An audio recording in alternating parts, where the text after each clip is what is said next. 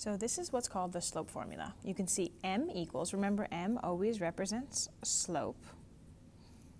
Okay, now the slope formula is y2 minus y1 over x2 minus x1. Now, what this actually ends up being, y2 minus y1 ends up being the rise, and x2 minus x1 ends up being the run on a graph, right? So if we just imagine like a line on a graph, right? This difference between the two y values, let's say this is a 3 and this is a 6, and I do 6 minus 3, right? That's the rise, right? That's right there. This is the rise, which is also y2 minus y1. And this distance, this left and right distance, is the run, which is also x2 minus x1. So we'll see that as we get to work. But basically, the slope formula is used to find the slope of the line that passes through 2 points. Now, the 2 points are this. The first point is point 1. There's an x1 and there's a y1, right? Because every point has an x and a y value. And then the second point is point 2. There's an x2 and a y2. So in order to actually use the formula, here's what I do first. First, I label these points, x1, y1, x2, y2. That's the first step, is label points. A lot of people think they can skip that step, and I would say almost all the mistakes start at this step with just using the wrong number. So this is a really easy 5 seconds you can take, x1, y1, x2, y2, in order to prevent the vast majority of the mistakes. So I'm looking for the slope. Now, m equals, and I'm just going to copy the formula for this first one so I can really see it up close. Here's my formula.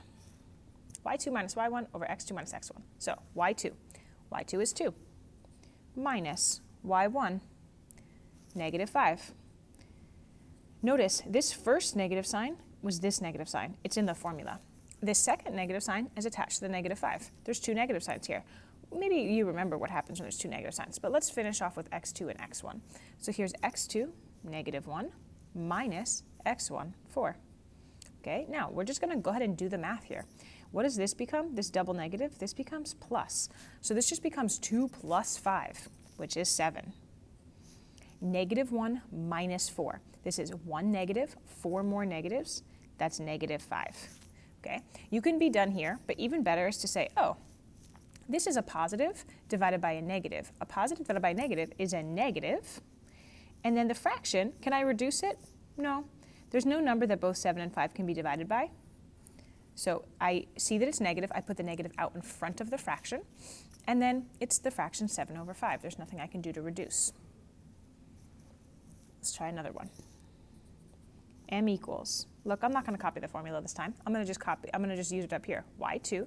Oh, what's my y2? Let me take a moment. Label the points. Okay, so first I'm labeling the points. Then I plug into the formula. And then I just do the math. Okay, now sometimes there's a fourth step, which is I need to reduce the fraction.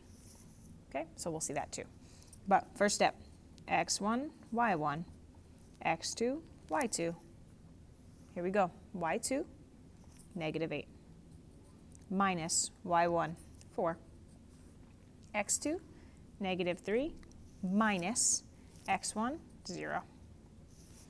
So I labeled the points, number 1. I plugged in, number 2.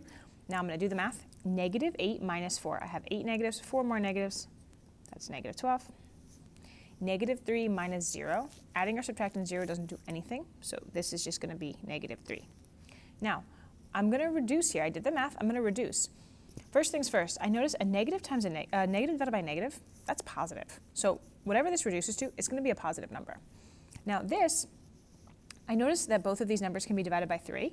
So I'm going to ditch the negative signs because I know a negative divided by negative is positive. When I divide this by 3 and I divide this by 3, I get 4 over 1. Okay? Now, how do I write 4 over 1? This is 4 divided by 1. I just write it as 4.